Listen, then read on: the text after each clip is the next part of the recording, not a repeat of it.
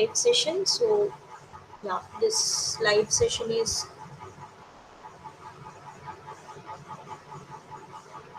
for the lecture videos on week 3. If you have any doubts related to week 3 lecture videos, please feel free to ask me. Hi Subhash.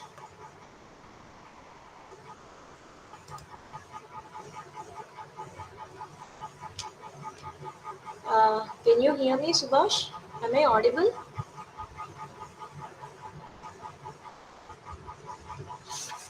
Satyam, am I audible? Yes, ma'am. Okay, I think Subhash. Subhash, your audio is not audible. That's okay. Am I audible right now? Yeah, it is audible now. Okay, Great. great. Yeah, thanks for joining. So, did you guys watch the week 3 videos? Yes, Is, ma'am. every, Yeah, is 50% everything done. okay except for the energy of the signals? Everything is alright, no? Yes, ma'am. Yes, ma'am. Okay, so like, were you able to follow the lecture videos?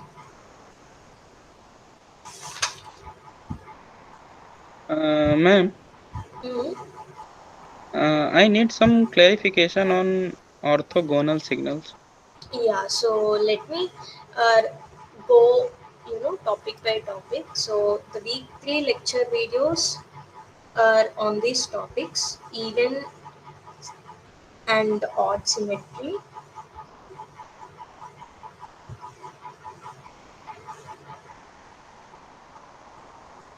of signals. Consequently, they are also called as even signals and odd signals.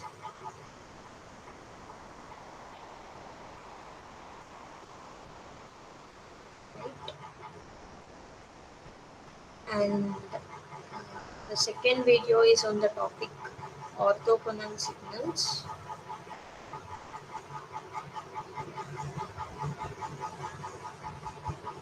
Right? And the third examples on these three types of signals: even, odd, orthogonal.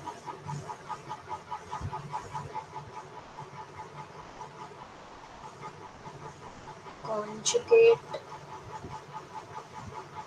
symmetry, and antisymmetry. Right? And the periodicity of signals,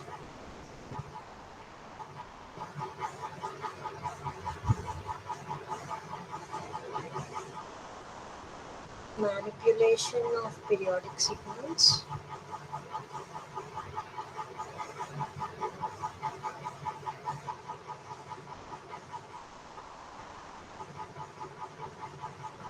yeah, and energy,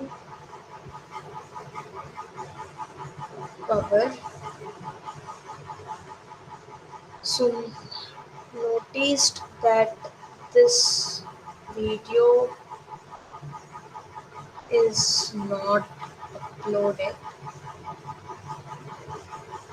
which will be uploaded soon. Okay,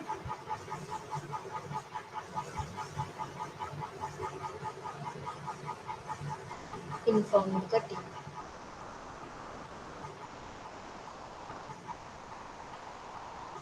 Yeah. So, do you have any questions related to the first topic, even and odd symmetry of the signals? Everything clear about even signals, right? So, I would like to just quickly give a recap. For the others who would look at this live session in the later time. So even signal is some signal that satisfies. So even symmetry is something, if at all any signal satisfies x of t, which is equal to x of minus t, then we call, such nature of the signal as the even symmetry of the signals. And also it is symmetric, the signal is symmetric uh, over the time t equal to 0. Okay, and if any signal has this even symmetric property, such a signal is called as even signal, right? And similarly, a signal is odd if x of t is equal to minus x of minus t. If this is satisfied, then we call such property of the signal as odd symmetry. And if any signal satisfies this property, then we call such a signal as odd signal. And remember that this is anti-symmetric across the time t equal to 0, right? This is more or less the summary related to even and odd signals. Nothing more to it or nothing less. So if you are given some signal x of t, and if you are asked to find if the given signal is even or odd, the approach to do is find first x of minus t. If x of minus t is equal to x of t, then the signal is even. If minus of x of minus t is equal to x of t, then the signal is odd. If neither of these two happen, then the signal is neither even symmetric nor odd symmetric. And in such a case, if the signal is neither even nor odd, then the signal has two components to it. One is the even part and the other is the odd part. So any signal which is neither even nor odd can be divided into the sum of the even parts and the odd parts. Okay, so this is always true for a signal which is neither even nor odd, and also for the signal which is even and odd. The for an even signal the odd part is 0, and for the odd signal the even part is 0. And if at all, if you are given some signal x of t which is neither even nor odd, not even, not odd. And if you're asked to find the even components and the odd components of the signal, the way you find the even component of the signal, x e of t, is nothing but simply x of t plus x of minus t by 2. And the odd part is nothing but x of t minus x of minus t by 2. So this is the summary related to even and odd symmetry and even signals and odd signals. Okay, if you have any questions related to this part, feel free to ask me. Is the first topic clear with both of you? Yes, ma'am. Alright. So now let's go to the orthogonal signals. So let me first summarize even before going to the even before going to your question, Satyam. So orthogonal signals, any two signals are called orthogonal. So orthogonal signals. Consider, so any two signals are called orthogonal. First consider the real signals. Let x of t and y of t be real signals. They are not complex signals. So for any two real signals x of t and y of t, we call them orthogonal if their dot product is equal to 0, which is nothing but over the range minus infinity to infinity. If their product is 0, then x of t, y of t are orthogonal,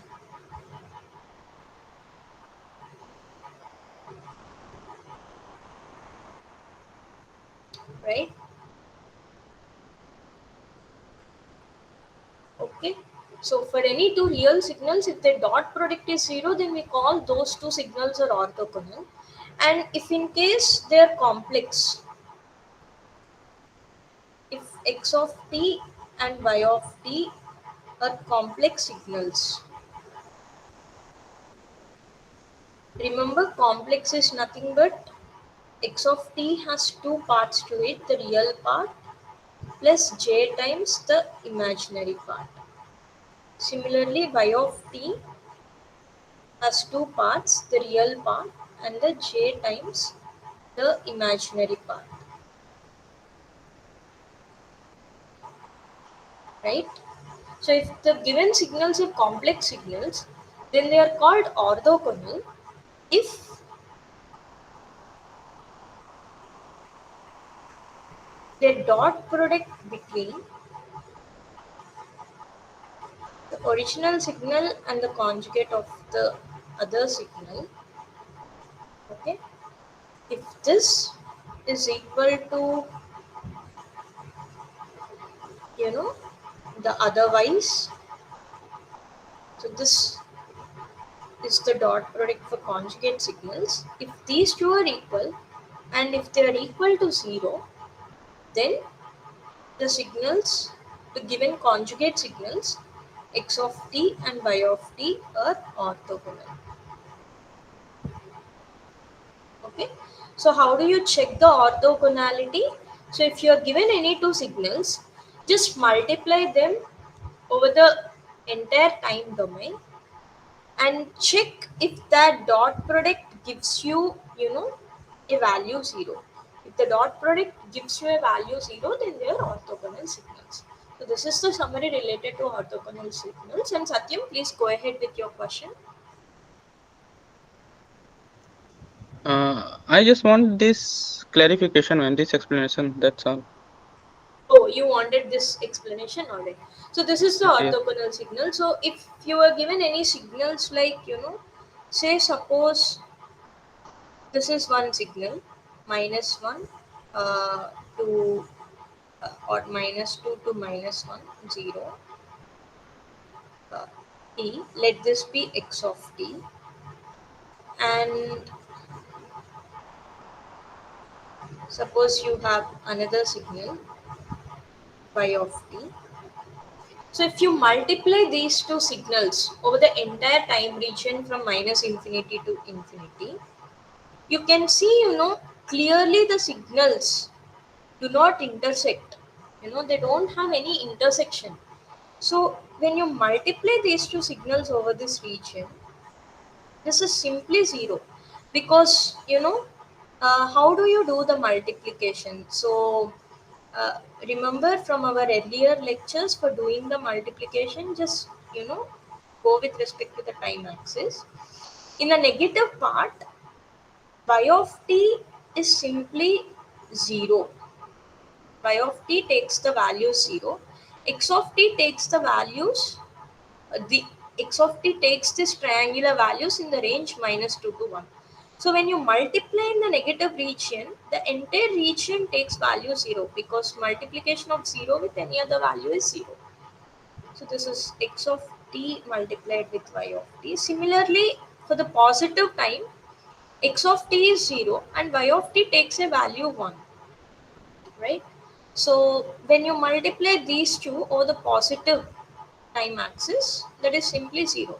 So x of t times y of t, if you add them up over the entire time region, that is simply 0. So this is a very simple example to see the orthogonality.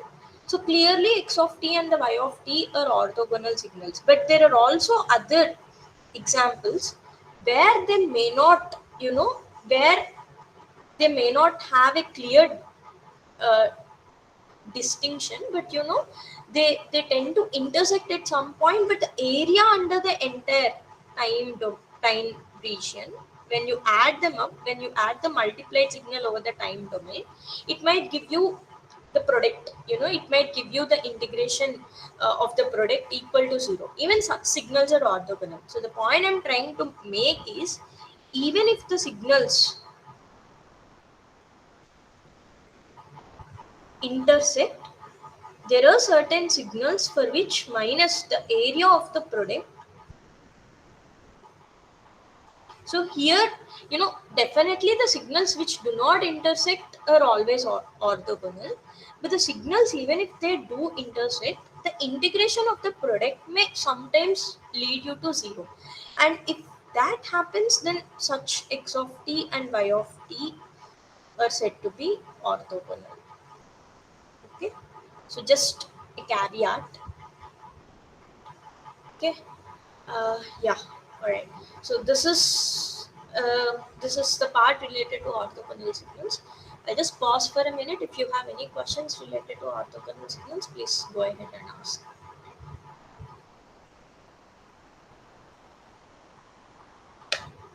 Any questions?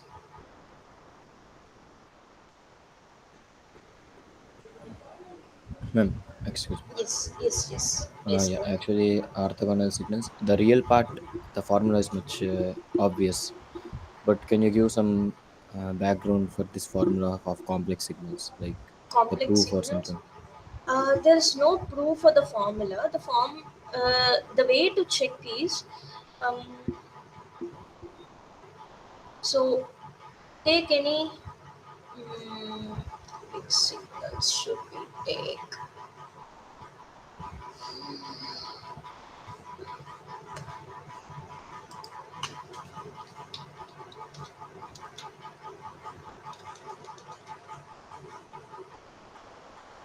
Let me pick up some example.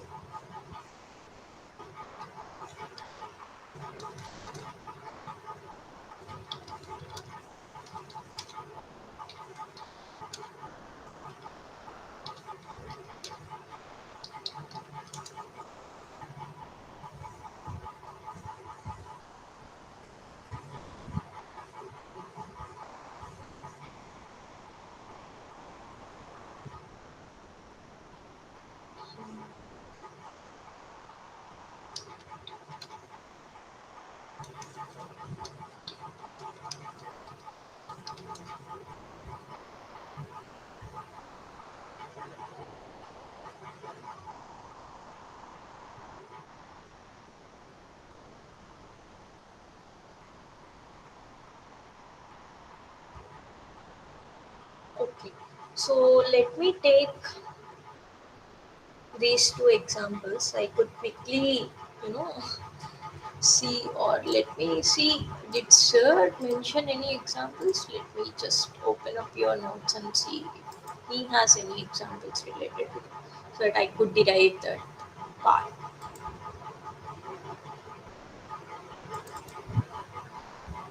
Hmm.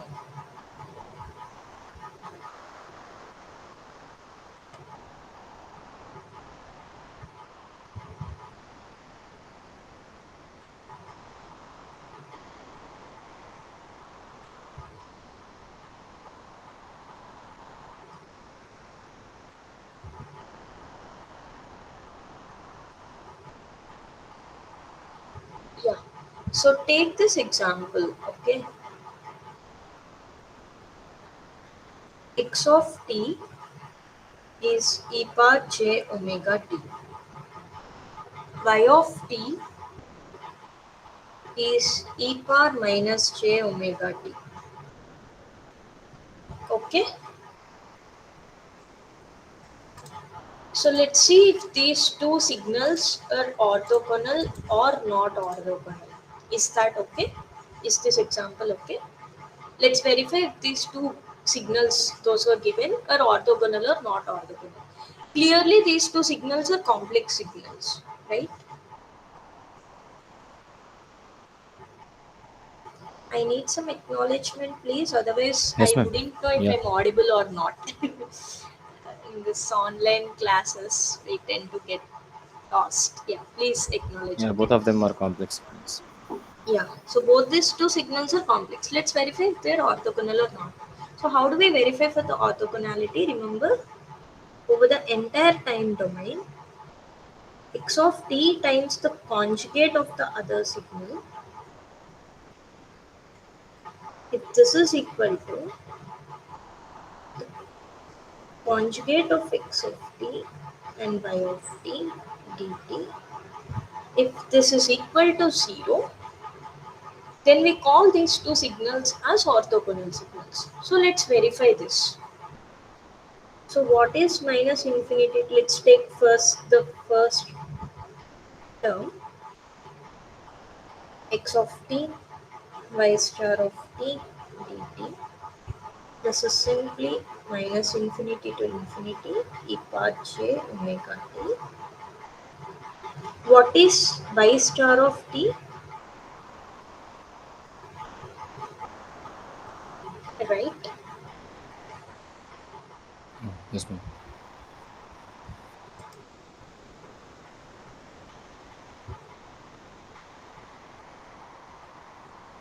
This is correct, right? So now what is this? This is simply integration minus infinity to infinity e power 2j omega t dt. And what would this be? E power 2j omega t divided by 2j omega times minus infinity to infinity. So this is not surely zero, but what can happen is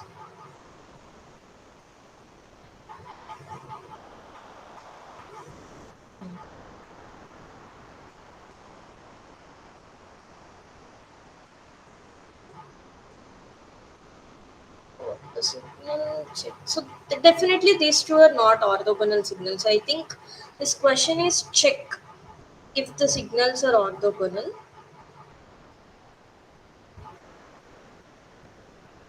So this is there in your lecture notes. Uh, so I think he asked you to check. But you know, when you do x of t times y star of t, clearly the signals are not orthogonal because this gives you e power infinity by 2j omega minus e power minus infinity by 2j omega. This part is 0, but this part is infinity. This is infinity which is not equal to 0. Hence, the given signals e power j omega t and e power minus j omega t are not orthogonal. Is that okay? Yes, ma'am. And when you do this calculation, if at all, if you get this to be equal to 0, if then the signals x of t and y of t are orthogonal.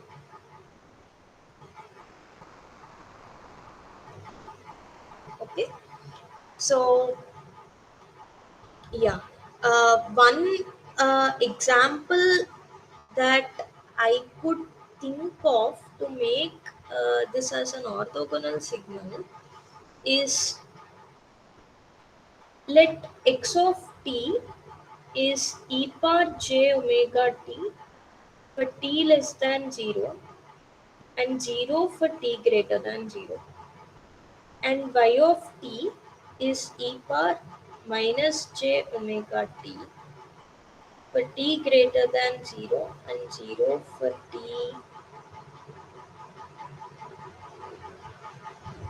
or or you take,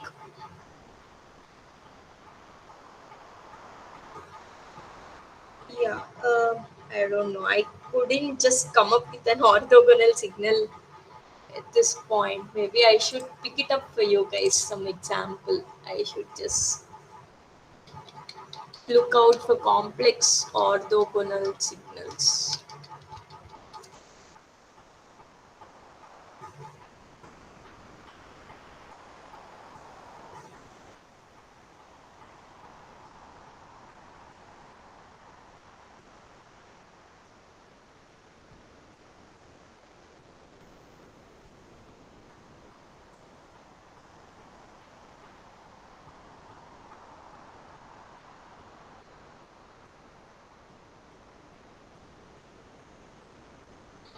Complex orthogonal signals. Hmm,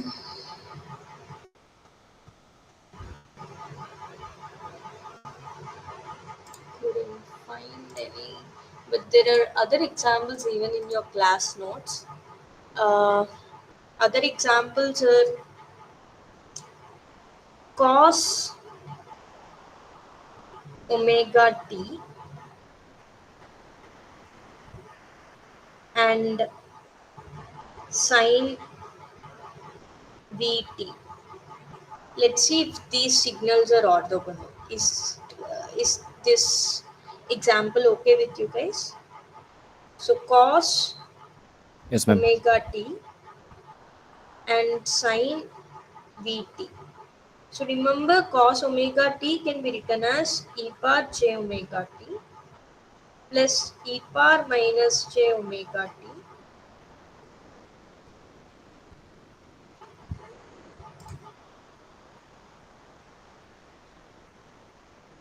by 2. Similarly, sin vt can be written as e power j vt minus e power minus j vt by 2j. Right? So, yeah. So, in order for you to check if these two signals are orthogonal, what are the steps to do? First, calculate minus infinity to infinity x of t and the conjugate of y star of t dt, and also minus infinity to infinity x star of t y of t dt. Check if this is equal to 0. If at all this is equal to if at all this is equal to 0, then orthogonal. If not, they are not orthogonal. So could you guys help me out with the steps? So yeah, I need more interaction. So what is your x of t now? It is e power j omega t plus e power minus j omega t by 2.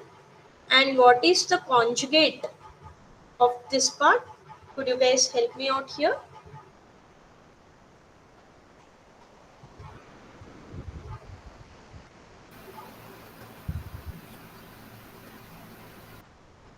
Yeah. Simply negative. I mean, multiply the y of t with negative.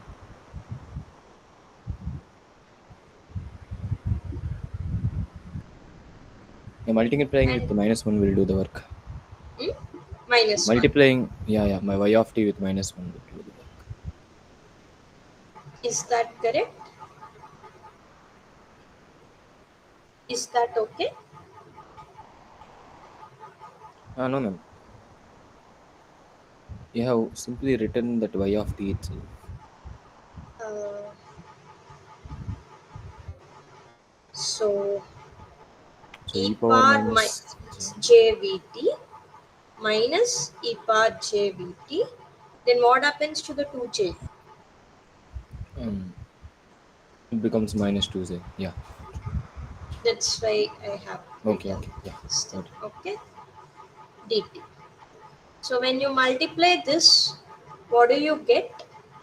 So this is simply minus infinity to infinity e power minus j omega minus v times t plus e power j omega plus v times t minus e power minus j omega plus v times t, and then plus e power j v minus omega times t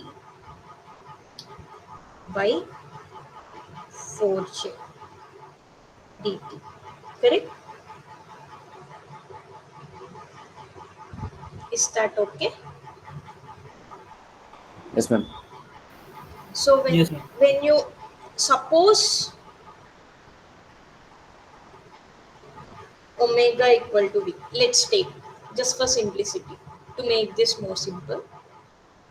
Let's see what happens to this. Suppose omega equal to v, what happens to this? Minus e power 0 t plus e power j 2 omega t minus e power minus j 2 omega t plus e power 0 divided by 4j dt. This is 1, this is 1, 1 minus 1 is 0. And what would this be? Simply minus infinity to infinity e power j to omega t minus e power minus j to omega t by 4j dt. Correct? Yes, ma'am. Now, what is this expression? 1 over 2 integral minus infinity to infinity sine 2 omega t dt. Correct? Yes, ma'am. Or in other words, I can just write this expression as 1 by 4j integral minus infinity to infinity e power j to omega t dt minus 1 by 4j integral minus infinity to infinity e power minus j to omega t dt. So now what happens to this? Let's see. So this is 1 over 4j e power j to omega t by j to omega infinity minus infinity minus 1 over 4j e power j minus j to omega by minus j to omega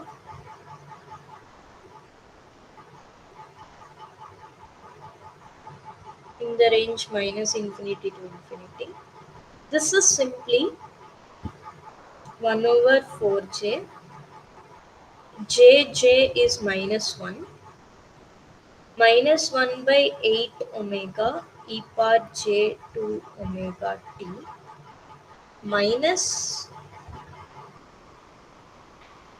this is minus 1 minus minus plus 1 and 1 by 8 omega e power minus j to omega t in the range minus infinity to infinity. Is this correct? Yes, ma'am. Yes, ma'am.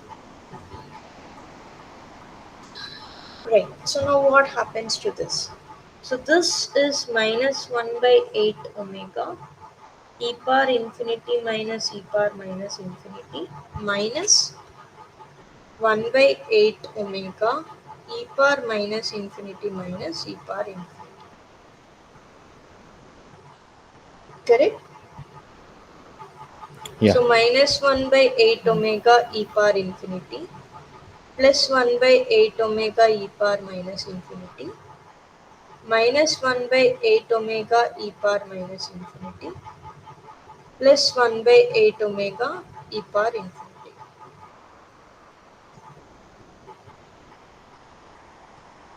Right? Yes, ma'am. Yeah, ma'am. But Similarly, when you do integration minus infinity to infinity x star of t by of t dt, which is integral minus infinity to infinity, you know, e power j omega t plus e power minus j omega t by 2, the conjugate of this signal, times e power j omega t minus e power minus j omega t by 2j times dt. You also see this is equal to 0. Okay, you can try to calculate since I have done one the first term. Try to do the calculation for this. You can find this is definitely equal to 0, which implies that cos omega t and sin omega t are orthogonal signals. This is the conclusion. So when the frequencies are equal, The cosine function and the sine function are orthogonal to each other. This you may have studied multiple times even before doing the signals and systems course. This is like a very important and famous property of the cos and the sine functions in electrical engineering and also even in other engineering courses. The signals cosine function and sine function are orthogonal to each other. Is that okay? Yes, ma'am. Do you have So now a better basically, clarity on how to go about the complex orthogonality of the complex signals? yeah. So basically, in this particular instance, orthogonality means a phase difference of 90 degrees. Am I correct? In this particular instance, too, if you have a phase difference of, I mean, even if you work this out, even if omega and maybe, yeah, here you can consider it to be that case, yeah, in this particular example. So, in general sense, In it may general not be sense, true. that is in true, yeah.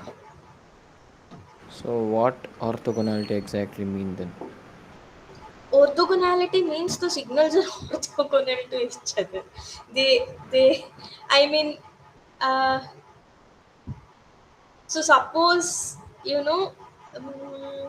will study where exactly this orthogonality, uh, uh, in the in the future videos, in your future weeks, you tend to understand the importance of this property and what exactly this means.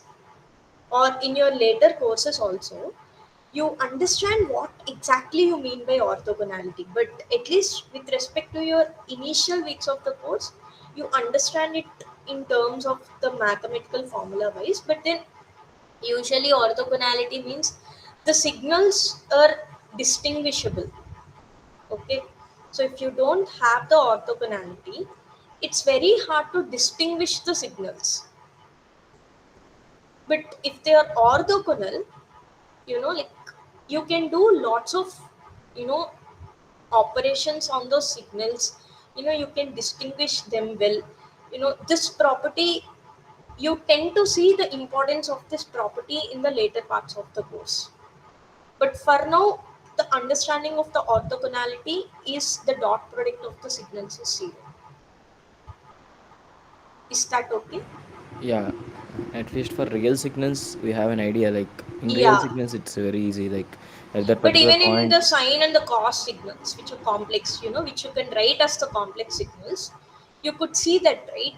So, orthogonal means at every point the signal, both signals are distinguishable in some sense. You yeah. can assume that for now. Okay? In some sense, at every point, both signals are distinguishable. Okay. For now, better to move on with the mathematical idea. Yeah, you get to understand this better once you go to the future lecture videos. Okay. This has more implications in the later videos. Okay. Thank you. Ma'am, Mhm. so basically orthogonality means both the signals are perpendicular to each other. Yes, Is this right? yes.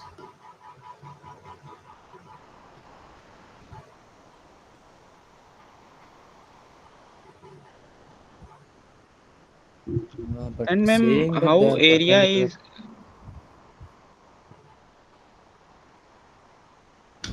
You get to understand the more implications of orthogonality as you go further. For now, have this understanding. I mean, like saying perpendicular may not be correct in all the cases. Mm, true, true. Only for real value functions we can say that. Yeah, agree. You get to understand this better as you go forward. So yeah, for now, don't worry about it. Okay. Okay. So this is and all ma'am about the, yeah. how area is related with orthogonality? You are asking me how do even people came up with such a formula. I am not here to derive that entire thing. Maybe, yeah. Not ma'am, just the concept means area equal to zero, then that means it's orthogonal. The area of the product, right? Not the area of a single signal. The area of the product. You see the average. It implies the average of the product. So, uh, when you say two signals are perpendicular to each other, what do you? Or when you say two lines are perpendicular to each other, how do you do that? How do you for the vectors? Take any two vectors. You may have studied about vectors in your plus 2 days, right? Yes ma'am. Yes, ma'am. What do you mean by two vectors being orthogonal? The product of the vectors, the dot product Should be of zero. the two vectors is zero, True. right? Now we have vectors all along the time axis, right? And what is the integration or the area? It's the average across the time axis. So if the average of this dot product across the time axis is zero, right? Then it implies the signals are orthogonal. Is that okay? Can you come once again? So, uh, so let's take any two simple vectors, v1, v2. So v1 and v2 are orthogonal if the dot product of the vectors is zero, correct? Yes, ma'am. Now, if any two signals are orthogonal, we call any two signals are orthogonal if at each and every point in time, right, if their dot product is zero.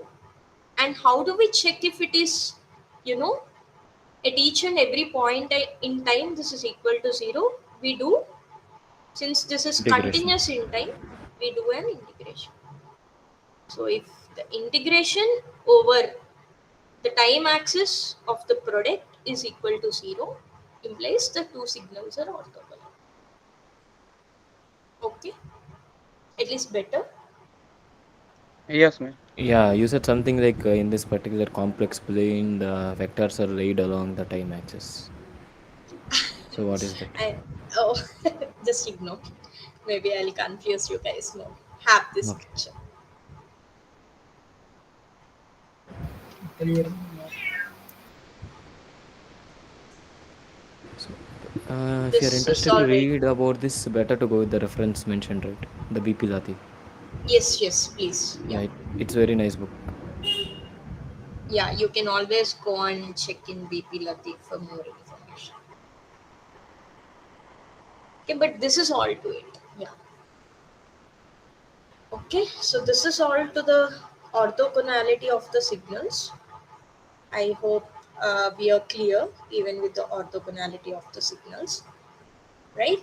So even the examples of even signals, odd signals, and orthogonal, I think we are okay, right? We are on the same page now. Or do you have any questions with examples taught in the class?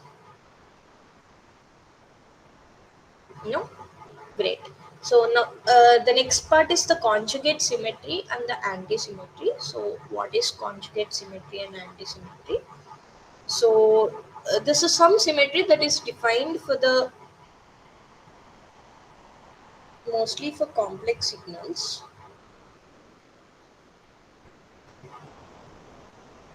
Okay.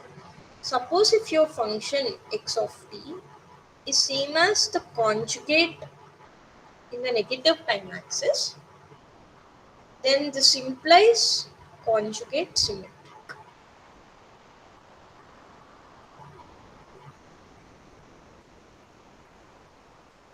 right?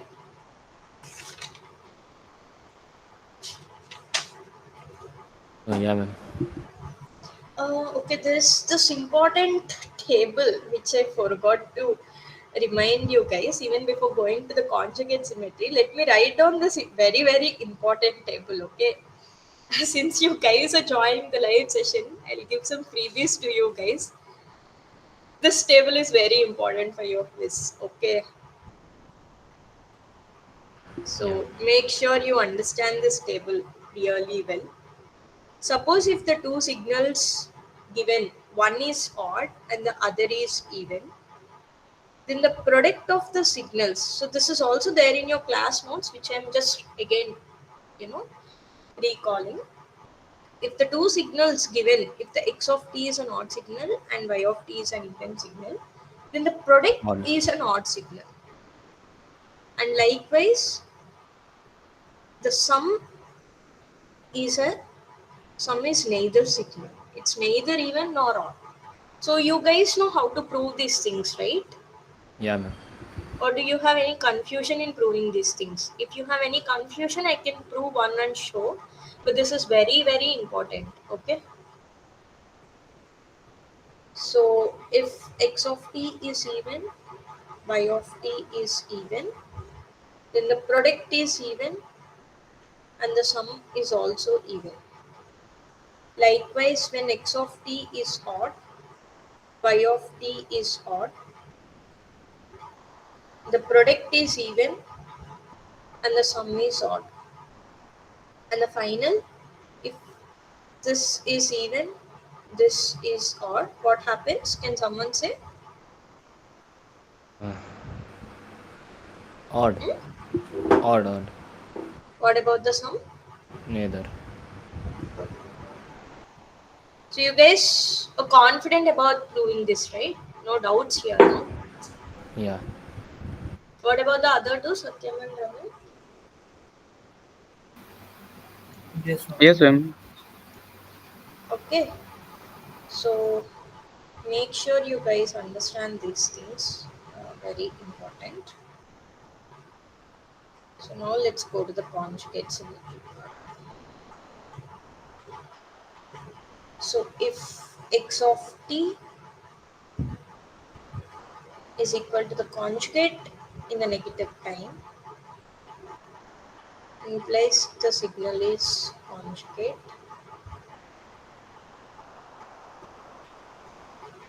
symmetric. Or otherwise, if x of t is the negative, then the signal is conjugate.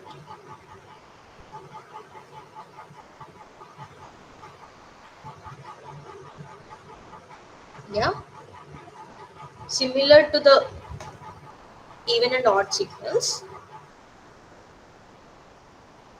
If a signal is neither, then it has two parts to it, conjugate symmetric part and the conjugate antisymmetric part. And how do you find the conjugate symmetric part?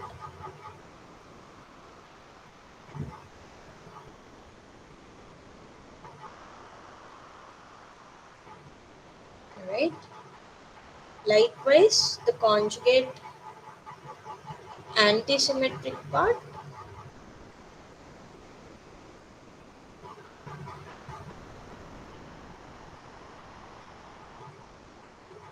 right? Yeah. For real signals,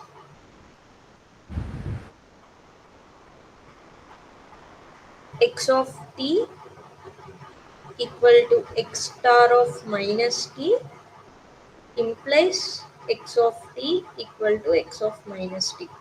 Right? For real signals, the conjugate is same as the original signal, Yeah. which also implies conjugate symmetric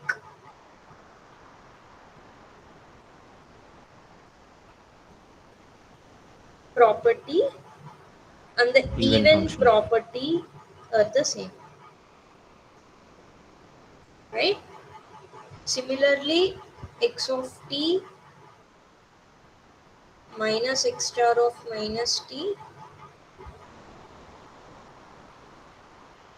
implies, which implies conjugate antisymmetry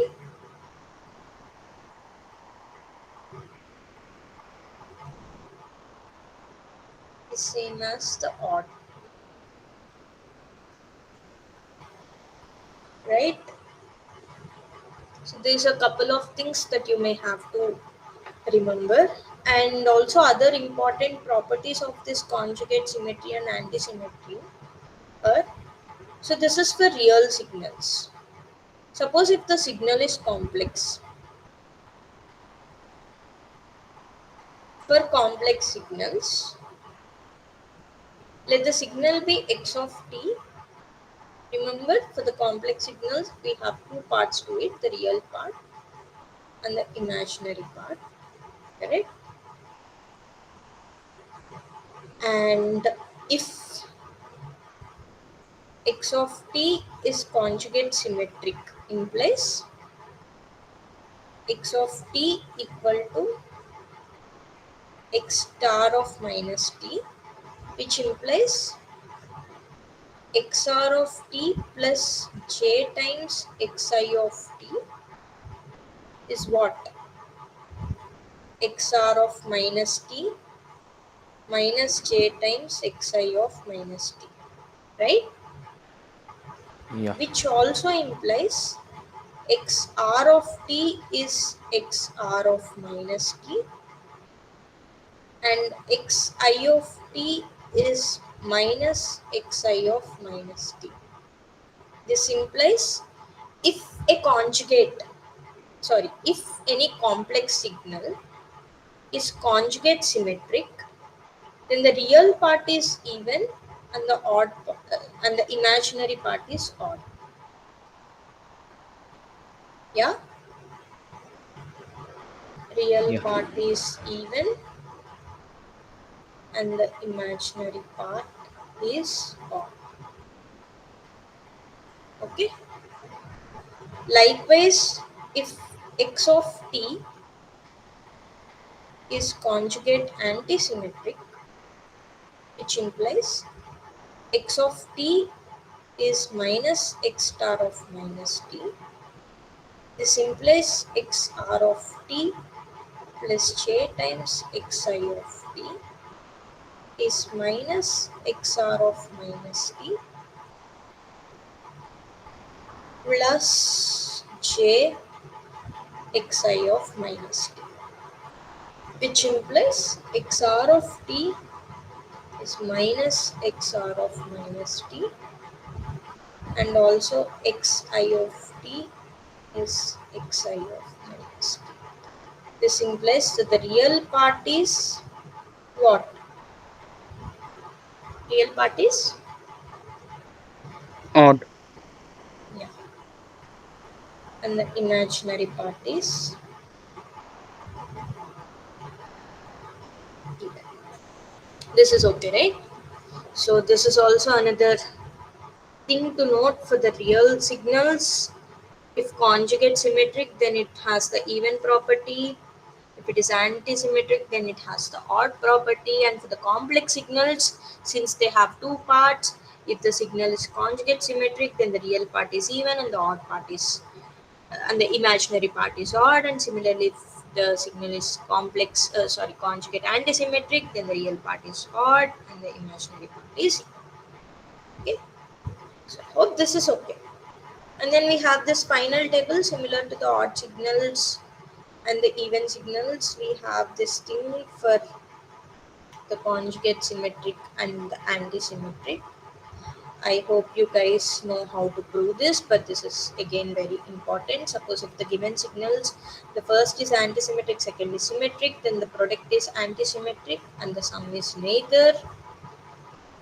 Likewise, if the first is conjugate symmetric, then the product is conjugate symmetric and the sum is also conjugate symmetric. If both are conjugate antisymmetric, then the product is conjugate symmetric and the sum is conjugate antisymmetric. Again, this is an important table. I hope you guys know how to prove it. If you have any doubts regarding the proof of this table, I can do one.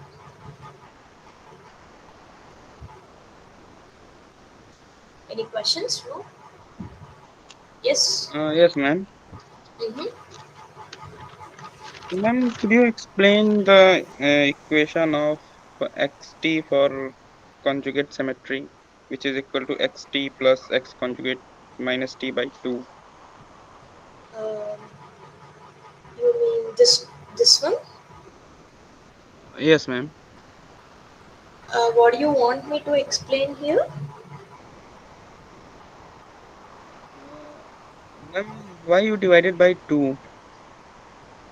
Mm, so if a signal is conjugate symmetric, mm, what is x star of minus t?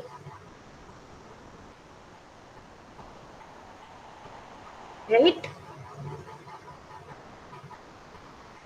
Is this okay? If a signal is Yes, conjugate ma'am. symmetric, then this is true, right? Now I am trying to find the conjugate symmetric part of the signal. Okay? So suppose what is x cs star of t? So remember, for any signal x of t, there are two parts. One is the conjugate symmetric part and the other is conjugate antisymmetric part. And when we mean by conjugate symmetric part, the conjugate symmetric part should satisfy the conjugate property, right? So when you take x star of cs of t, what is that?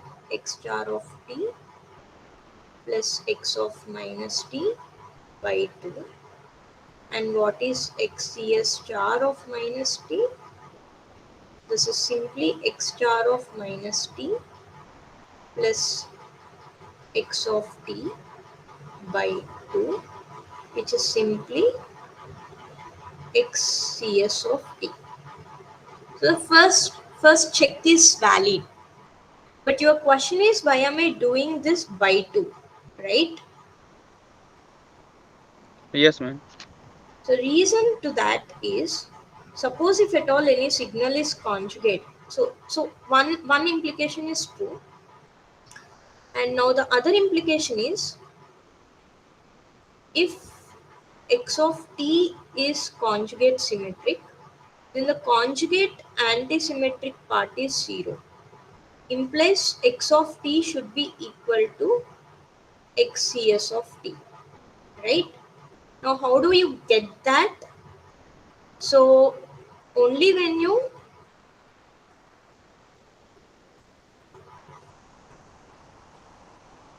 so we need to also get this.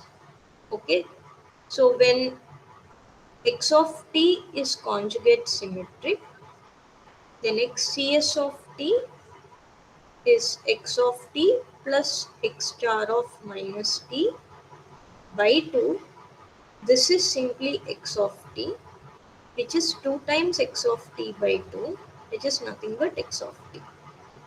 So there are two things to it. When you say the conjugate symmetric part, okay, so when you say the conjugate symmetric part, it should satisfy, let me call it maybe x1 of t. So x1 of t should satisfy x1 star of minus t. So this is one thing.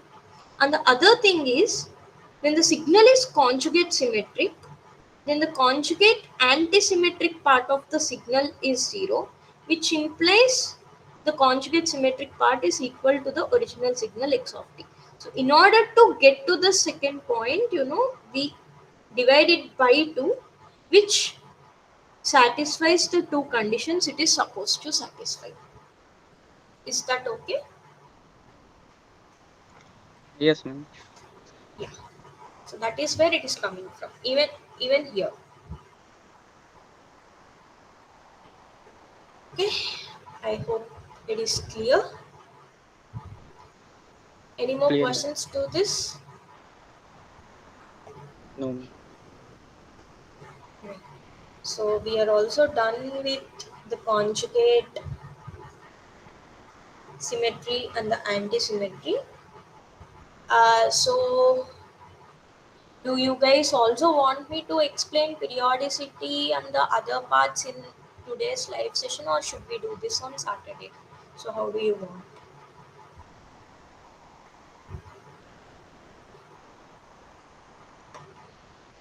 Explain it, ma'am.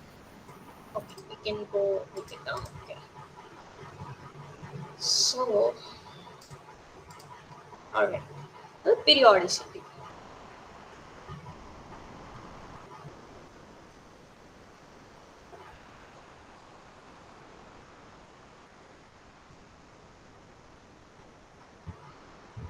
Have you guys gone through the videos of the periodicity? Yes, ma'am. So, could someone tell me like what do we mean by the periodicity period, and when do we call a signal is periodic? When do we call a signal? So there are two things: periodic signals and a periodic signal,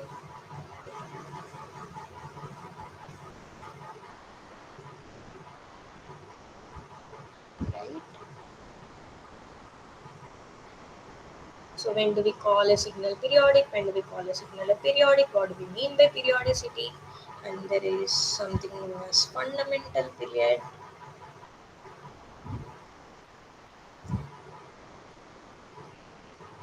which we represent by T, and fundamental frequency,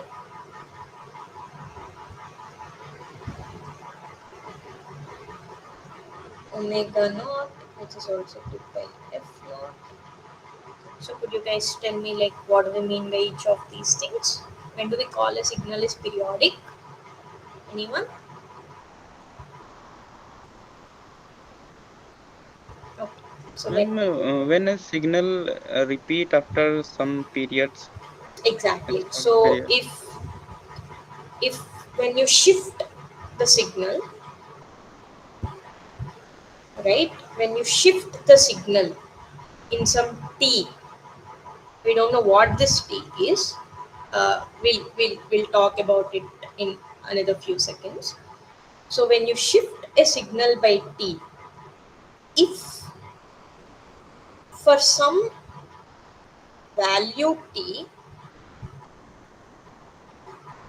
if the shift in the signal do not change the original signal, then such a signal is known as a periodic signal. So if for any signal x of t,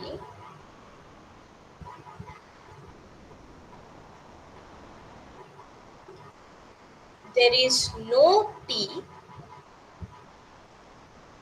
such that x of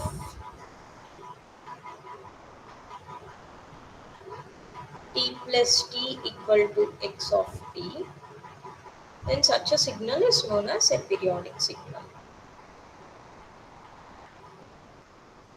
Okay. So I would like to take a minute break here and would like to ask you guys like, do you know any friends from your class like other than you guys, like do you know anybody else from your class, like are you in touch with them? I would like to know Yeah, why is the attendance to the live session is very less. Because since this is an online course, I'm expecting students to join and have an interactive session, but do you have any idea why others are not joining? Like, is there any specific reason? Is it because of the timings or any specific reason? ma'am, this trend is same from past semesters. So people only two three students attend the live sessions, huh? Otherwise nobody Yeah, attend. Huh? Okay. So then at least most of the I people. would like to do some publicity here. Could you tell on the WhatsApp group, whatever the WhatsApp group is there, could you tell them that some important topics are being discussed in the live session? You know, maybe some quiz questions, whatever we are discussing from the live session might come up in the quiz.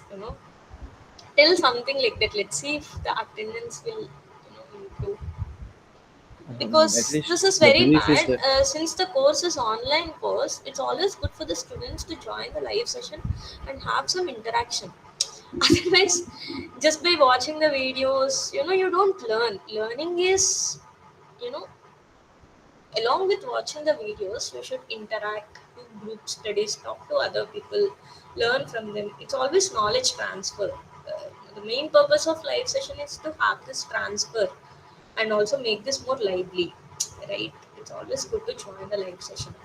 If you have other friends, tell them, to join the live sessions so that it'll be more interactive, more fun. Somebody else will be asking more non-trivial question which you may not even thought of, so that you can also learn from others, right?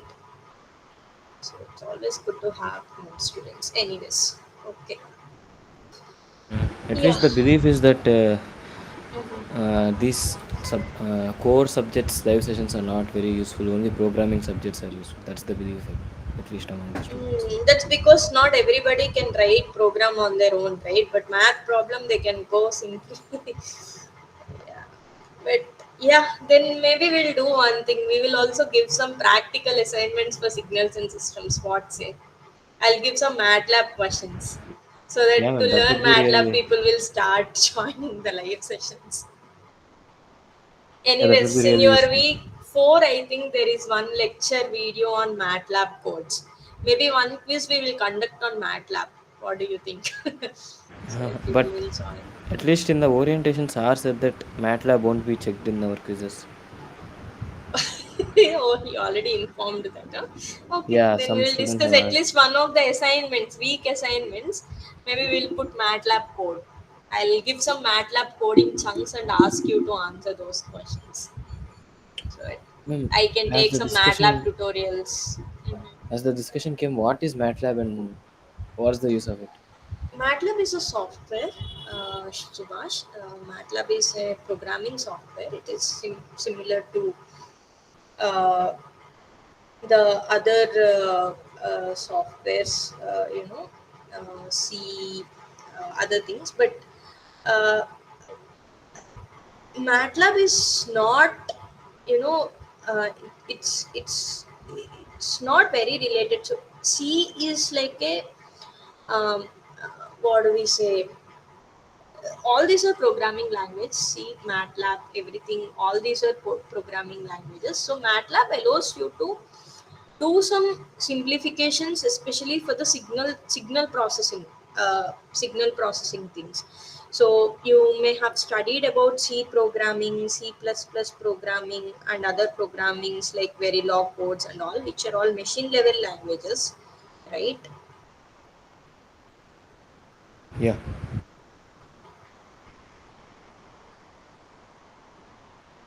So MATLAB is not a machine level language, but it is a programming language, which is similar to your C++, Verilog. It is similar to Python. MATLAB also has this software MATLAB, where lots of toolboxes and toolkits are available for you to simulate all signal processing systems. Okay, suppose you want to do the following. Okay, suppose let's take some real life example. uh, Suppose when I'm talking, whatever I'm talking reaches you. How does it reach you? uh, the microphone, whatever I'm connected to, it will take the signal.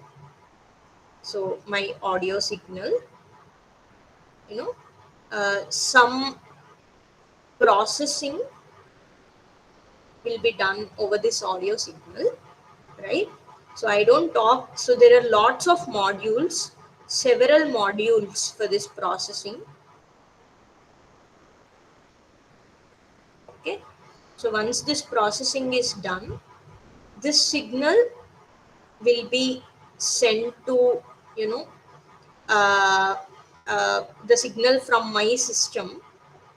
After it is processed, it is sent to your end by the Google Meet that we are using. So this is the platform, you know. So Google Cloud will help us in doing this. So whatever the signal that I speak, it gets processed from my system to your system via Google Meet, and from there it again gets processed and will be released to your speakers, right? So this is the real life situation that is happening. Suppose if you want to generate such thing, this is the real life signal, this is how really in systems it is happening.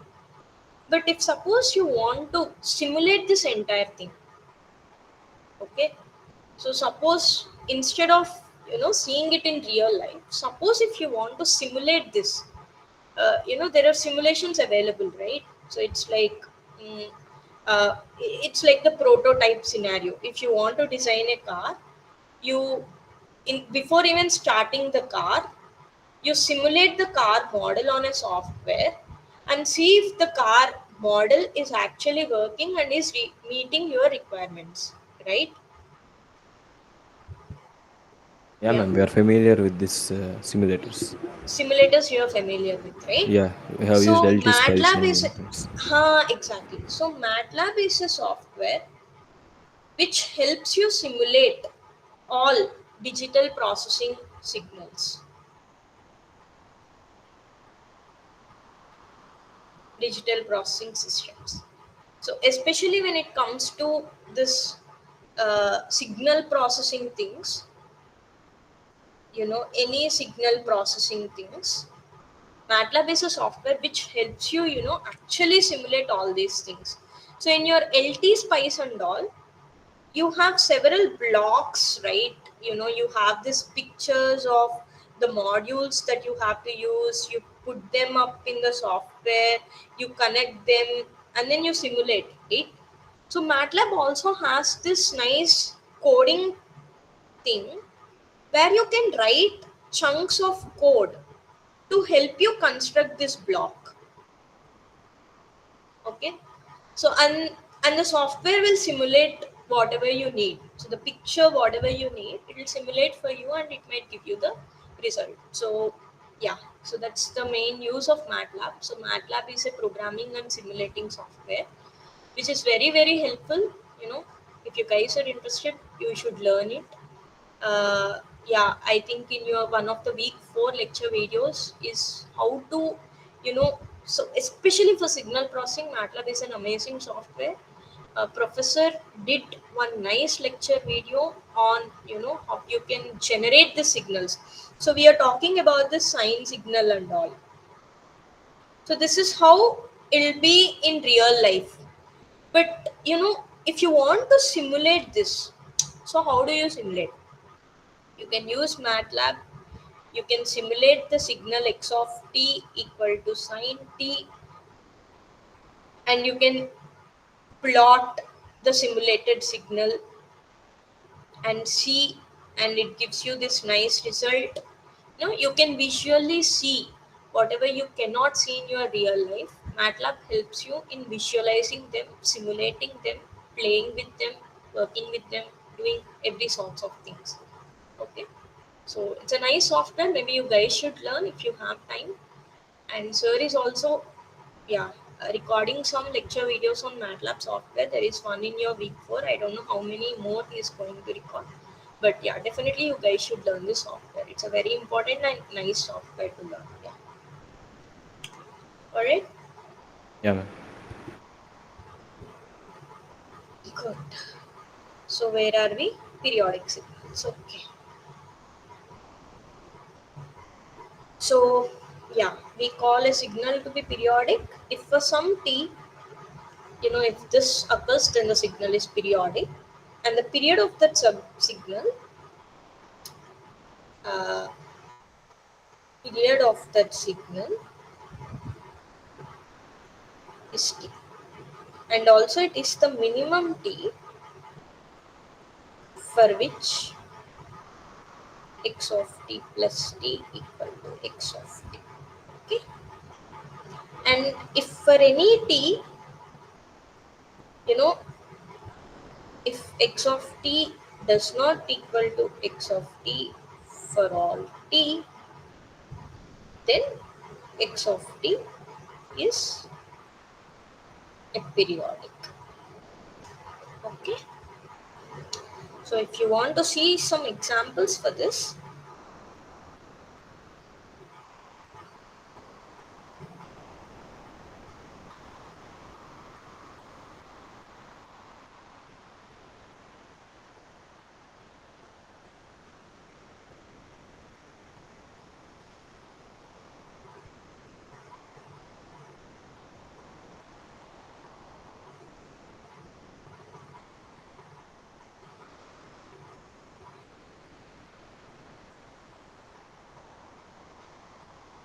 take this signal.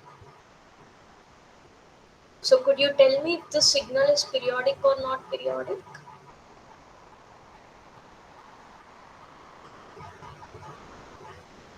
And if this continues, likewise this continues on the negative axis. Periodic. So why is this periodic?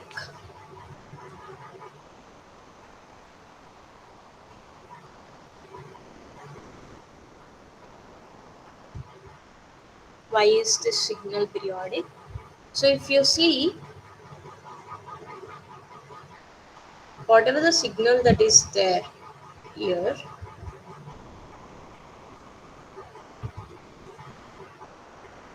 and the signal over here,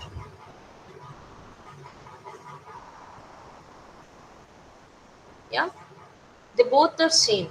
Implies if you shift this signal by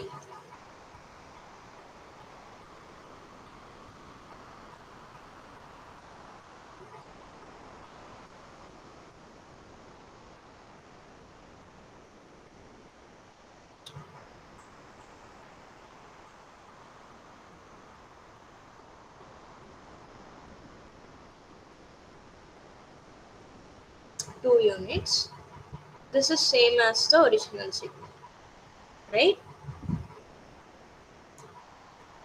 Is that correct? Let's see. So shift the signal by 2 units in time. What does that mean? We simply subtract -2 over the time axis. -2, -2, -2, -2, -2, -2. So what would that be? So this is -1, 0, 1, 2, right? So this is same. So when you do x of t plus 2, this is same as your original signal x of t. You guys should be comfortable enough in doing the shifting operations now. Do you have any questions in the shifting operation? No, ma'am. So you could see this, right? Without any issue, you could see this thing, right? So when you shift the original signal by t units in time, this is same as x of t. Likewise, when you shift it in 4 units in time, this is also same as x of t. X of t minus 2 is also same as x of t. X of t minus 4 is also same as x of t. But x of t plus 1 is not same as x of t. This we will not bother with. But the minimum t for which this is true is for t equal to 2. Implies the period of this signal is 2. This we also represent by capital T. This is 2. And the fundamental frequency f naught is 1 by t naught. And the fundamental angular frequency is 2 pi by t, or otherwise t naught also we use interchangeably, we use t and t naught. So this is 1 by 2 in our case, 1 by 2. Okay, yeah, so that is to this, which is nothing but 0.5, which implies that we have one cycle in 2 units of time. So if you look at the 2 units of time, we have one cycle of the signal. That is what we mean by this frequency. So we have one cycle in 2 units of the time. Okay, so that is what we mean by the frequency. And the angular frequency is always 2 pi f naught, which is 2 pi by d naught, which is also 2 pi by, which is pi. Okay, so this is fine. So this is the periodicity, fundamental frequency, fundamental angular frequency, and the fundamental period. We can also look at a different signal. So take sine omega naught t.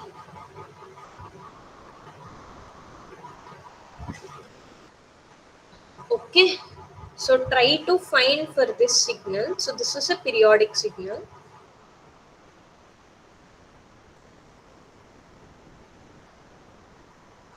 So try to find the period for this signal, angular frequency, and the fundamental frequency. Usually, for sine and cosine signals, they are of the form sine 2 pi f naught t. The period can be easily found from here. T naught is 1 by f naught. Okay. In this case, yeah, so this is same as sine 2 pi f naught t, and the t naught is 1 by f naught.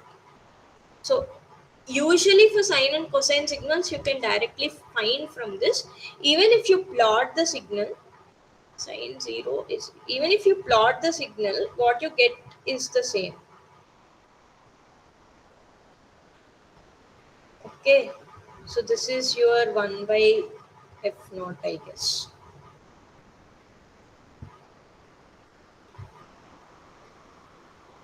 Is that okay? You can check this out. If you have any questions, feel free to ask. I'm just lazy enough to find out these points, but I think you are in a good enough shape to now find these points.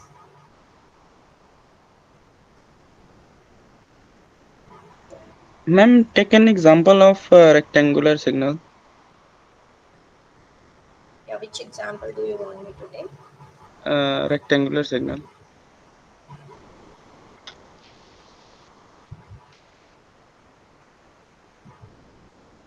Mm? And find its periodic or aperiodic. You should tell me, is this periodic or aperiodic?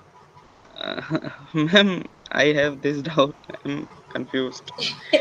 So, Not what do we periodic. mean by periodicity and aperiodicity? So, if at all x of t plus t is equal to x of t for some t, then it is periodic. Correct? This is the definition. Yes, ma'am. And the period is minimum t such that x of t plus t.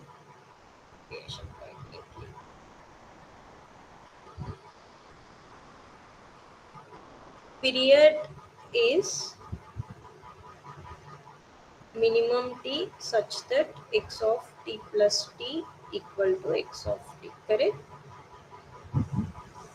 Yeah?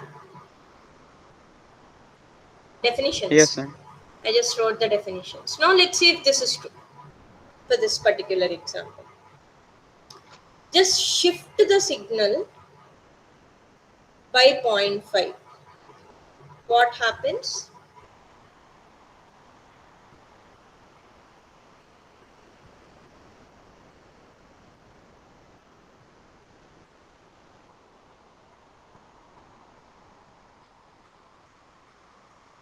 Correct? You guys are comfortable with the shifting operations, right? I'm Yes, expecting. yes, ma'am. So this is correct, right?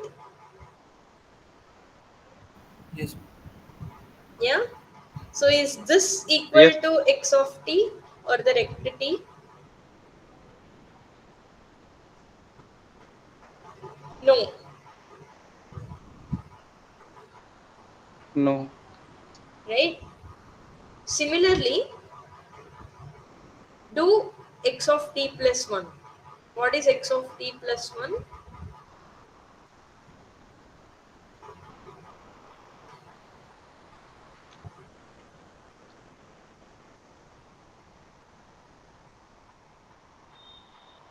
Correct? This is also not equal to x of t. Yeah? Yes, ma'am. So you do any shift over the left axis, it is not going to equal to x of t. Yeah? And similarly, when you do any shift even towards the right axis, x of t minus 0.5, x of t minus 1, any shift you do, it is not going to equal to x of t. In general, for this particular signal, x of t plus t not equal to x of t for all t, which implies the signal is aperiodic. So given signal is aperiodic because you couldn't find any t for which x of t is equal to x of t. Hence the signal is aperiodic. To make your life simpler, I'll give you some general case. Okay. Make note of these points, very very important. All finite valued signals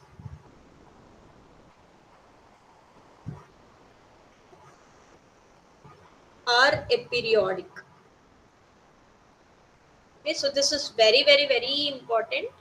If you have any signal restricted in between certain time, okay, so if you have a signal that is restricted in between any two time regions, definitely that signal is not periodic, it is aperiodic. And periodic signals usually go from minus infinity to infinity in the form of like this or like this. Maybe I should draw neatly. I'm sorry, guys.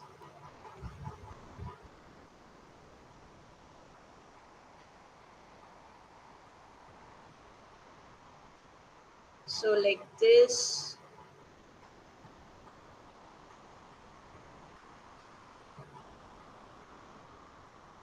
Okay. So, usually periodic signals range from minus infinity to infinity. If a signal is restricted in between finite time, suppose if you are given signals like this, rectangular signal, sorry, triangular signal, rectangular signal, or some signal which is like this in this time, or some signal that is in this trapezoidal form.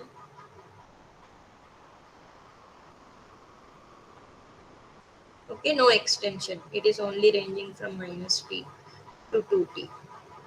Okay, so all these are finite valued signals. You know what you mean by finite valued signals, right? So the signal is defined only in the finite time range. For all other parts, the signal is zero. Such signals are called finite valued signals, finite time signals.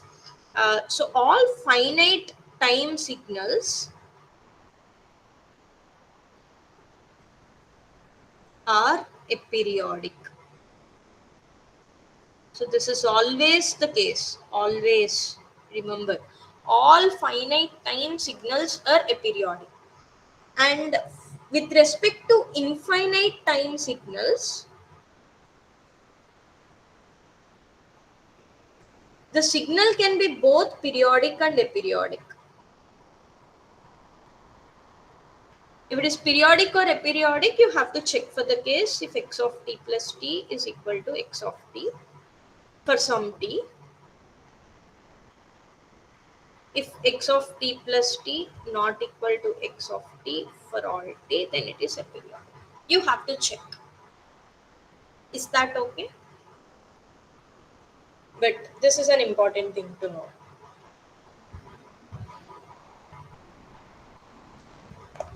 Okay? Yes, ma'am. Yes, ma'am. Yeah. I hope this is okay. We had enough discussion on periodic signals. We have other two topics to cover. I don't know what to discuss on Saturday, but anyways, yeah. Ma'am, one more thing. Mm. Just to mention, one more reason for less students is today we are having assignment deadlines. Aha. Okay. On every Wednesday, we'll be having that. Mm-hmm. Okay, so that is also another reason. Okay, for but when you have assignment deadlines, you should have more doubts and you should come and ask in the live Uh, sessions, right? Suppose if but you're the not able to solve but the some thing is, problem. signals and system assignment deadline is on Sundays, and rest other subjects it's on Wednesday. I see. Okay, but then at least on Saturday people should turn up, right? I see only four of you guys joining for all the live sessions. No others are joining. Just tell your friends, okay? Talk to your friends. It's always better to join the live sessions. You learn more. All your doubts get cleared. You tend to revise the subject one more time, which, you know, where you can memorize a lot of things instead of reading alone. It's better to have such summary classes and discuss more with your friends and all, right? Now the topics are okay, but as you go forward, the topics are more confusing. It's always better to join live sessions and get all your doubts clarified. When you go for this Fourier transform and all, they may appear so easy, but they are not so easy as they appear. Even for someone like us, we tend to get confused with such topics at times. It's always better to join live sessions, whatever the doubt it is, try to get it solved. And also, when other people are asking doubts, you tend to learn more. Maybe such doubts you may not have gotten, but others got. Your thinking ability will improve. And also just tell to your friends, if you're in contact with any of your other friends, let them know, ask them to encourage them to come and join the live sessions. Okay. Yeah. One more request. How about Ma'am, we save? Mm-hmm. I think number of student increases when quizzes are near. True. Yeah, this paper we are anyways preparing. So after the fourth week, after next week, there'll be quiz, I think. So yeah. One more request. How about we save the 6, 7, 8 topics for Saturday? Yeah, we can save that. Yeah. Yeah, thank you. It'll also give me some rest. So we can discuss whatever you have doubts from 1 to 5. If you have more doubts from 1 to 5, I'm here for another 20 minutes. Okay, man. Thank you. I'll be leaving. Even I have my assignments. Okay, okay. Yeah. Thanks, Subhash.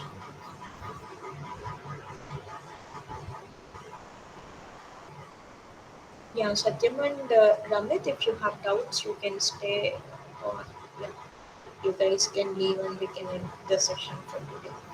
Yes, ma'am. I have a doubt in graded assignments of week 2 and 1 also. Yeah, please proceed. So, what are your doubts? Excuse me, Ma'am, Mm-hmm. I have also assignments. Can I leave? Yeah, sure. If you have any problem in solving the assignments, please feel free to discuss. I may not be in a situation to give you the answer, but definitely I can give you a hint and help you solve the assignment problem. Okay, thank you. So, Ramit, are you planning to leave or do you have doubt regarding the assignments? I am planning to leave. Okay, okay. If you have the assignment deadlines, please plan. Yeah, yeah. Please go Yes, ahead. Yeah, I thanks. have to recheck my answers. Yeah, yeah, yeah. Please. Yeah. Okay. Thank Thanks. you. Thanks for attending. Yeah. Satyam, so what yes, is the ma'am. doubt that you have? Ma'am, graded assignment 1, question number 2. Could you tell me the question because I don't have the assignment with me? Ma'am, Or let me open it, the assignment. it, uh, yes, ma'am. Graded assignment week, which week? 1, Week 1. Graded assignment question 2. question 2. Yes, ma'am. Let me open it. Give me. Give me a minute. Mm, okay. So the signal representation of the following signal, correct? Yes, ma'am.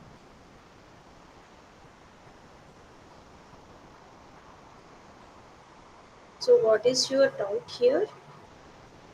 Ma'am, here the correct option is uh, first one. Mm, But in okay. question it is given that t is less than 0, then t is greater than Aha, 0, okay, okay. then its value 1. There is a correction. So there should be less than or equal to 0 less than or equal to. There is a correction. And also the notation u of t is wrong. U of t we are using for the unit step function. I think that should be changed to x of t. Yeah, we will correct this. Thanks for letting us know. Yeah. So that is the mistake from our side. Yeah. And ma'am, I have also doubt in graded assignment 2, week 2.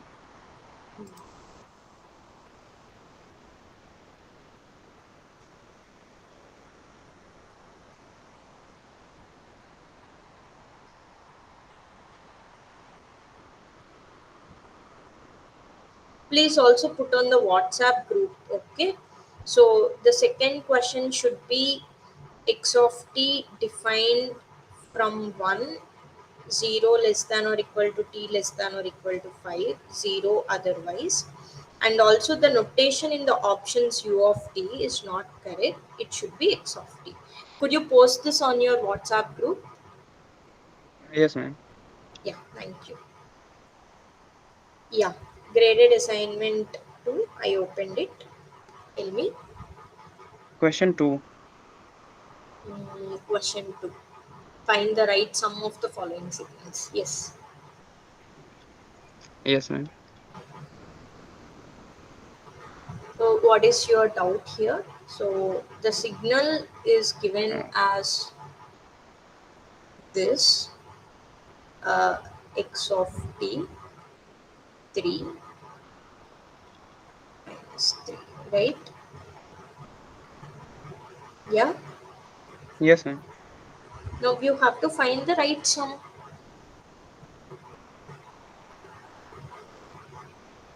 So, you can divide this signal. You want hint for this question, huh? I want ma'am proper solution. Proper solution I can't give you in the, because practice assignments I can give you the Ma'am, proper solution. deadline is over, I am already the over. person, by the way. I am the instructor for this course, okay? I gave you the assignments. I'm going to evaluate your answers. So, deadline is over? Yes, ma'am. Deadline got over. Ah, okay. Solutions are not released to this problem, huh? Yes, ma'am. Anyways, okay. So, this signal, if the deadline is over, good, I can give. Okay. So, this signal, so you remember from our earlier discussions, we were thinking if you have some signal like this, always try to divide this into the chunks at the points where they vary. So here the signal varies, right? Hence I take 0 as the point. And what are the two signals that you can see from here? So from 3 you have one, and minus 3 you have one. So what is this signal? This is 3 times u of t, correct? Yes, ma'am. And what is this signal? Minus 3 times Minus u of, minus t. correct? Yes, ma'am. And when you add these two signals, what do you get? The original signal x of t. This is one way. And the other way is this signal, you can also write it as 6 times u of t minus 3, right? So why? Because u of t is this, 6 times u of t is this, correct? And what is minus 3? Minus 3 is this signal. When you add these two signals, what do you get? Minus 3, 3. Correct? Yes, ma'am. So the other option is also, so 3 times 2 times u of t minus 1 is also a valid answer. So one way to you, so also since you have learned even part and the odd part of the signals, if a signal is not even and odd, you can also split the signals by finding their even parts and odd parts.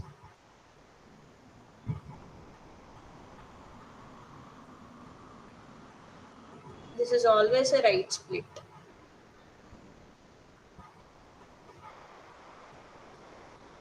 Okay.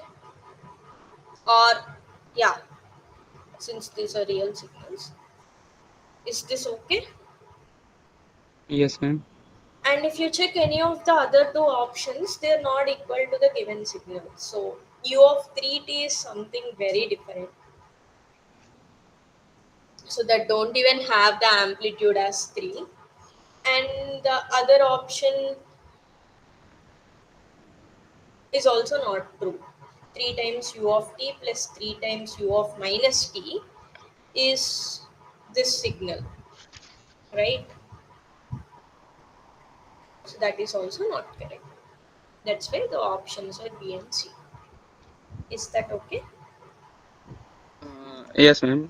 Ma'am, how to draw the option two signals, like 3 ut minus 3u minus t? I told you here, right? So this is the given signal, right? The change of point is at 0. Since the change is at 0, you remember from our other classes that we told split this signal into two parts, x1 of t plus at the change, whatever is there on the right of the change point, draw it on the one part, and whatever is there on the left side of the change point, draw it on the other part, right? And we know that x of t is the sum of x1 of t plus x2 of t. Agree till here? Yes, ma'am. And what is x1 of t? x1 of t is 3 times u of t. This signal is 3 times u of t, correct? Agree? Yes, ma'am. And what is x2 of t? Minus 3 times u of minus t. Agree? Minus t. Yes, yes. And what is our x1 x of t? x1 of t plus x2 of t. This is equal to 3 times u of t minus 3 times u of minus t. This is coming from the exact same procedure that we discussed in our last classes. Correct? Yes, ma'am. That is how you get the option B. And ma'am, any difference between 3ut and u3t? Yes, yes, there's difference, right? So we studied, right? What is 3 times u of t? So let us first draw u of t. Let me draw u of t. Okay, I'll just use smaller pictures.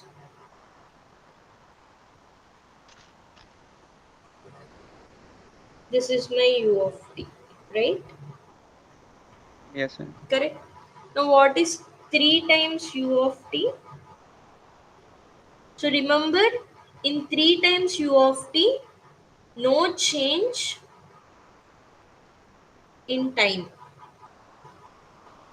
So no shift or scale in time. Correct? Correct? Yes, yes, ma'am. So what is 3 times? So time axis will not change, but only the amplitude, because 3 can be considered as x1 of t, u of t can be considered as x2 of t, and what you are doing is the multiplication of two signals, x1 of t and x2 of t. What is x1 of t? Over the entire time axis you have a value of 3. This is your x1 of t. And what is your x2 of t? That is u of t. When you multiply these two signals, what will you get? Since the u of x2 of t is not defined on the negative time axis, you have zeros on the negative time axis, and for the positive time axis, the amplitude's 3 and 1 gets multiplied, which is nothing but 3. So this is your 3 times u of t signal, correct? Yes, ma'am. Now, what is u of 3t? U of 3t is scaling in time, right?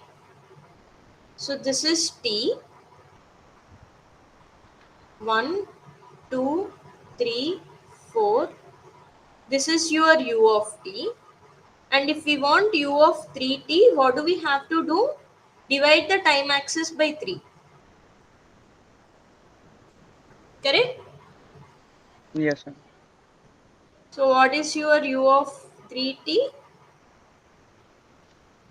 At 1 by, so remember, for the step function, scaling in time axis will not change the signal. It will be same. Okay. This we already learned, right?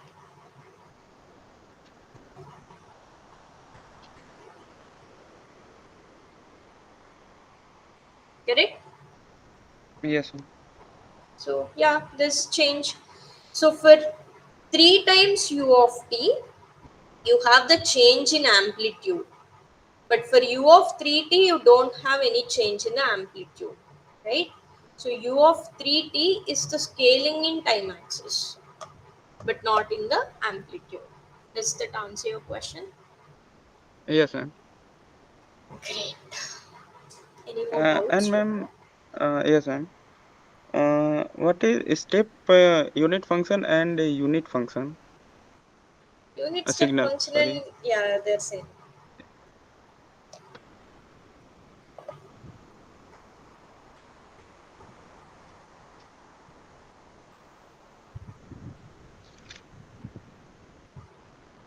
Yeah.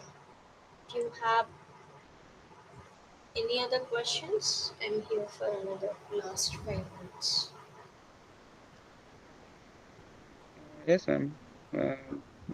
Difference between unit step signals and unit signals. They're both the same. I told you, right? Okay. I mean, usually, yeah, they're both the same. Don't worry about that. But there are also other places where,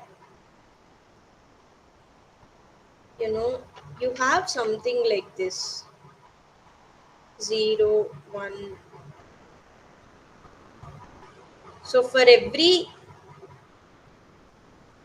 one increment in time step, your amplitude also increases like a staircase.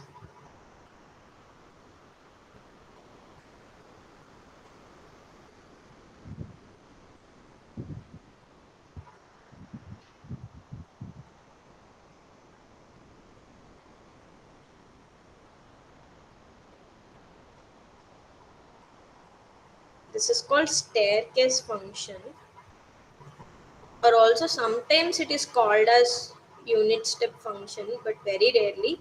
Mostly your unit step function is this. Okay, you have 0 and just one step increment. Unit step, one step increment. Okay, so this is also called staircase function. Is that okay? Yes, ma'am.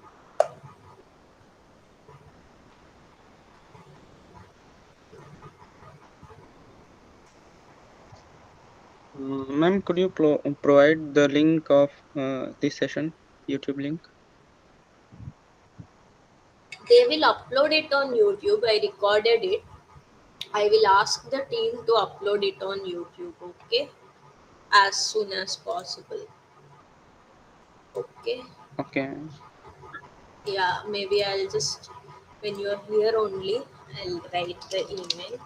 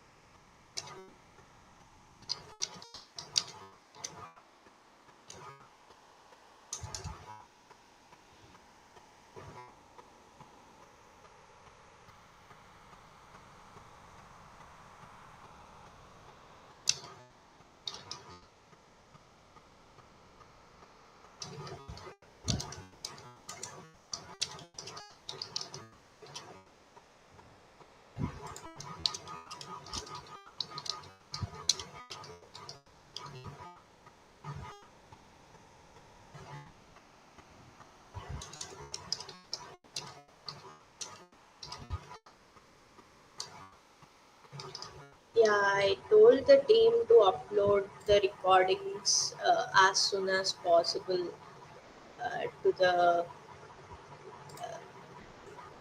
you know to the uh, your portal. Okay, they will upload it. All right. Okay, ma'am. Okay. Yeah. Any other questions? No, ma'am. That's all. Yeah. Thank you. Shall we end the session for today? Yes, ma'am. Yeah. Great. Thanks for attending. Hope to see you on Saturday. Yeah. Yeah, okay. Thank you. Thank you for the great session. Yeah. Good night. Good night. Good night.